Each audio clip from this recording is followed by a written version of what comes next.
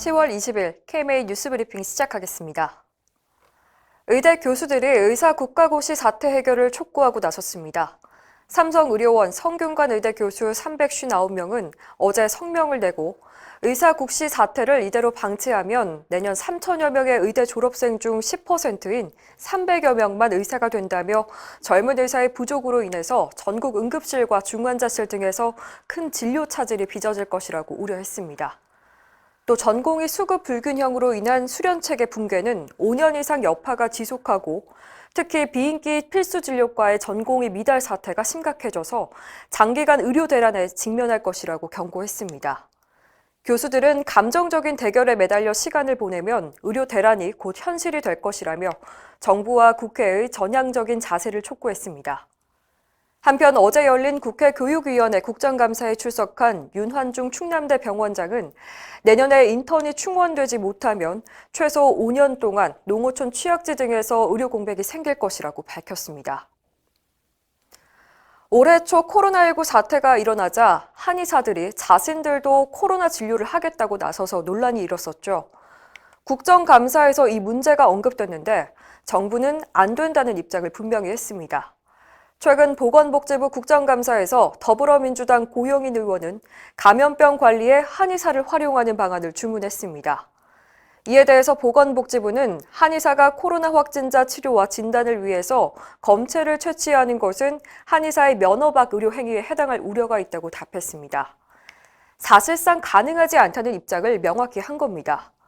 한편 이번 국정감사에서 여당 의원들은 의료계가 강하게 반대하는 한방 난임 치료 사업을 제도화하고 또 국립 한방병원도 설립해야 한다고 주장했는데요. 의료계는 여당의 이런 발언들이 의사 단체 행동에 대한 보복 아니냐는 눈초리를 보내고 있습니다. 독감 백신을 맞은 10대 청소년이 사망한 사건과 관련해서 백신에 대한 우려가 높아지고 있습니다. 질병관리청에 따르면 지난 14일 인천에서 17세 남성이 독감 무료 접종을 받고 이틀 뒤 사망했습니다. 질병청은 예방접종과의 인과관계가 확인되지는 않았다고 밝혔는데요. 백신 상온 노출 사고 이후 또 이렇게 불거진 악재에 의사들의 불안감이 큽니다. 더욱이 공급량 부족으로 역대급 백신 대란을 겪고 있는 상황이어서 현장의 혼란이 가중되고 있습니다. 한 의료계 관계자는 청소년들의 막연한 불안으로 백신 접종을 기피하면 감염병 상황에서 치명적인 위험을 초래할 수 있다며 빠른 조사와 명확한 결과 발표가 시급하다고 강조했습니다.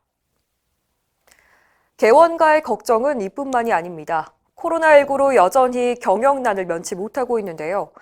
특히 소아청소년과와 이비인후과가 심각합니다. 건강보험심사평가원이 더불어민주당 남인순 의원에게 제출한 자료에 따르면 올해 상반기 환자 수는 전년 대비 153만 명 감소했고 진료비는 3,721억 원이나 줄었습니다. 특히 소아청소년과 환자는 22.4%, 이비인후과는 15.5%나 줄었습니다. 진료비 역시 소아청소년과가 3,266억 원, 또 이비인후과는 1,714억 원 감소해서 타격이 역시나 가장 큰 걸로 나타났습니다. 한편 만성질환의 경우에는 고혈압은 3%, 이형 당뇨병은 4.6% 등 환자가 증가해서 코로나19 상황에서도 이렇게 안정적으로 의료기관을 이용하고 있는 것으로 드러났습니다.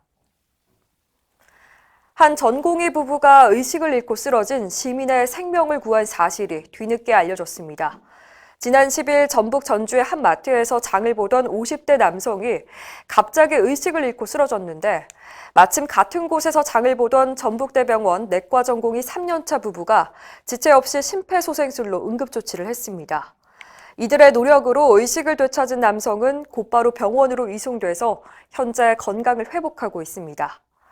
이 남성은 감사 인사를 전하기 위해서 연락을 취했지만 전공의 부부는 당연히 해야 할 일을 했을 뿐이라며 직접적인 감사 인사는 물론이고 자신들의 선행이 외부에 알려지는 것을 정중하게 거절했습니다.